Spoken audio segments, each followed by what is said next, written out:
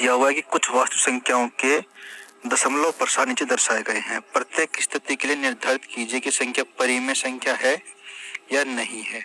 और यह परिमेय संख्या है तो p बटा q के रूप में की होती है, जहाँ यहाँ पे आएगा हमारा p, यहाँ पे q, कि q के अभाज्य गुणनखंडों के बारे में आप क्या कह सकते हैं। तो हमें पहली संख्या दी हुई है कि 43.123456789। दूसरी दी हुई है कि 0.12, 0, फिर 12 डबल 0, फिर 12 ट्रिपल 0, फिर 12 4 0, ऐसे आगे चलती रहती है। और तीसरी दी हुई है हमारे पास 43.10123456789 के ऊपर एक 12, यानी कि ये मतलब आवर्ती हो रही है इसकी बार बार, इसलिए इसके ऊपर एक ये लगा दिया कि ये आगे इसी तरह चलता रहेगा। 9 के बाद फिर 1 2 3 4 5 6 7 8 9 आएगा, फिर ये चलता रहेगा। तो अब देखते हैं कि हमें बताना है कि परिमेय है या नहीं है। तो परिमेय होने के लिए सबसे पहले क्या है कि हमें पता है कि हमारी जो संख्या है वो p बटा q के रूप में होनी चाहिए। तो अगर ये इस रूप में, तो इसका जब दशमलव प्रसार करेंगे तो दो बनते हैं। एक तो बनता है हमारा शांत, यानी कि मतलब इसका फिक्स है दशमलव प्रसार है उसका वो समाप्त हो जाता है। जैसे यहाँ पे ये 9 के बाद समाप्त हो गया, ऐसे ही शांत होता है। एक होता है हमारे पास अशांत आवर्ती। ये होता है अशांत आवर्ती में क्या होता है कि चलता रहता है इसका प्रसार, लेकिन जो प्रसार है वो बार बार एक निश्चित अंतराल के बाद उसकी पुनरावृत्ति होती रहती है।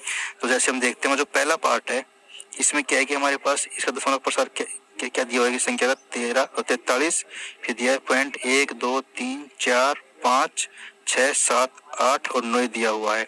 तो हमारे यहाँ पे इसका ये जो प्रसार है शांत है और इसकी कोई आवर्ती नहीं हो रही, तो हम कह सकते हैं कि ये एक परिमेय संख्या है, क्योंकि इसको हम p बटा q के रूप में लिख सकते हैं कि इसका जो दशमलव प्रसार है वो शांत है।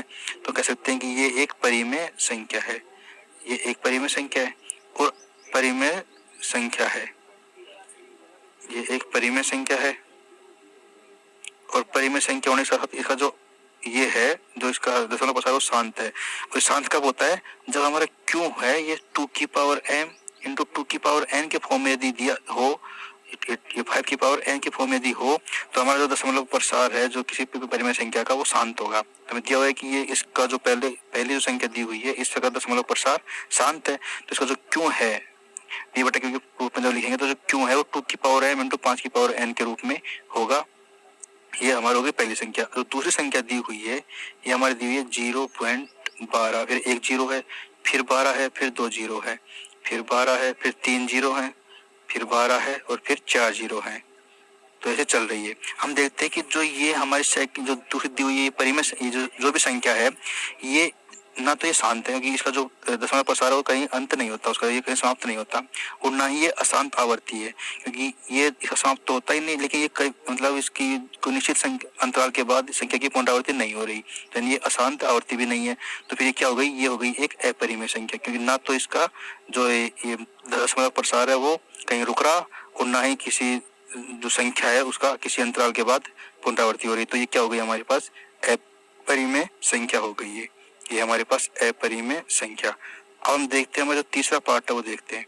तीसरे पार्ट में क्या है हमारे पास, तीसरा पार्ट है हमारा ये 43.1 2 3 4 5 6 7 8 9 और इसके ऊपर लगा हुआ है या बार लगा हुआ है, ये बताता है कि 9 के बाद फिर से ये पूरी संख्या है जो इसकी पुनरावृत्ति होती रहेगी। तो इसका मतलब क्या है कि ये अगर ये अशांत आवर्ती है तो ये परिमेय तो होगी, तो इसको हम p बटा q के फॉर्म में लिख सकते हैं। तो ये तो कह सकते हैं कि ये होगी हमारे पास परिमेय संख्या, ये होगी परिमेय संख्या।